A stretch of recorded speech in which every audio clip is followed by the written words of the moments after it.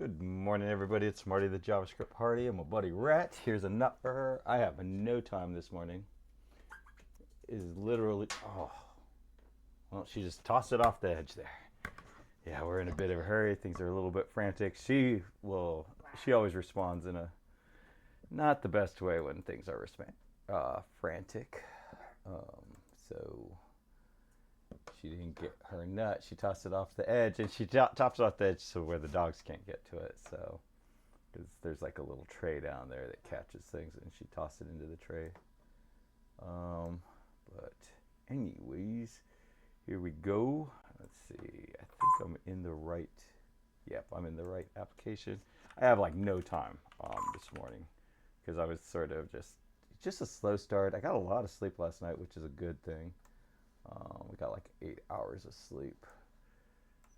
Typically, I'd say if I'm fully healthy, I'll sleep about 5 hours and I'll wake up.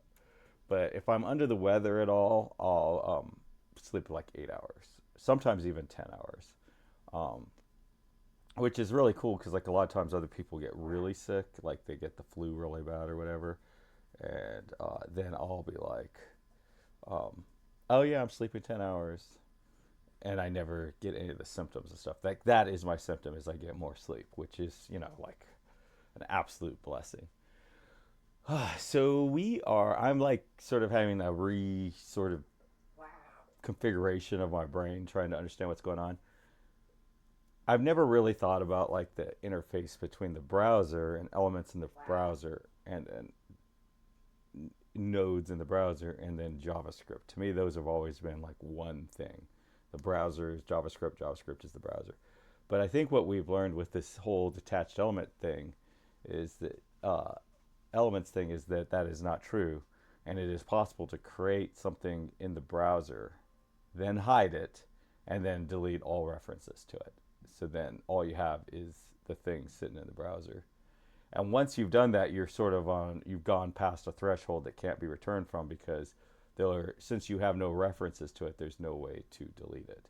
So apparently, like the proper way to do something like that would be to delete it in the browser, on the browser side, whatever whatever that even means, and then to rebuild it um,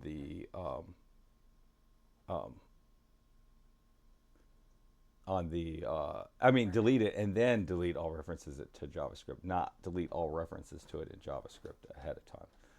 So, and I don't believe that Angular Material in their public API that they share with everybody has exposed any sort of functions or anything that would allow you to find the references as a developer to find the references and delete them. I think they have that all completely sort of abstracted away.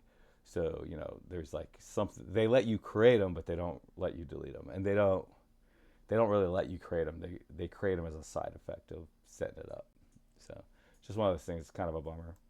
I don't know if you change this to a div if it makes a difference. So let's just try that div and div. So first question is, does it even work? Like okay, so this, it does not like that. No, so that's very interesting. So yeah, apparently it won't let you create a map menu. No directive found with export as map menu. So that's interesting. So does that mean, well, let's try something different. Can I do this?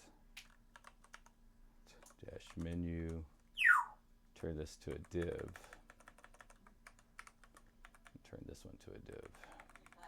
Doesn't look like you can. Yeah, so you can't do that. So now I think we have to delete this. When we delete that, I think we're gonna have a problem up here because now we no longer have a variable named menu, a template variable, template reference variable named menu. So now we don't have a menu trigger, and it's all busted up. So this should work, but yeah, so those don't end up getting hidden. So that's the first step. Actually, I don't even think that looks that bad. I mean, if we did that up there, that would be kind of nice. But anyways, right off the bat, and it is kind of cool, right? Like if we did toggle it on and off, and they were side by side, and then you add, click off, and maybe it would make sense to add like a close button, so you can add it and hit close, and that would be the way this menu works. And maybe they could be vertical across. I don't know. Anyways, it is 9:01. I was supposed to be at work a minute ago, so I got to go. Everybody, the one thing that I wanted you to really kind of cement in my head, so if you're watching this, cement in your head, is things exist in the browser, things exist in JavaScript. They are not one. They are separate.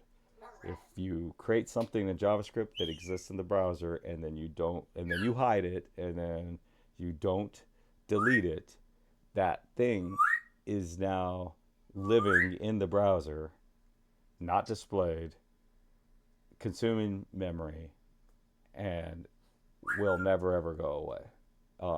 So, anyways, happy coding, everybody. Bye.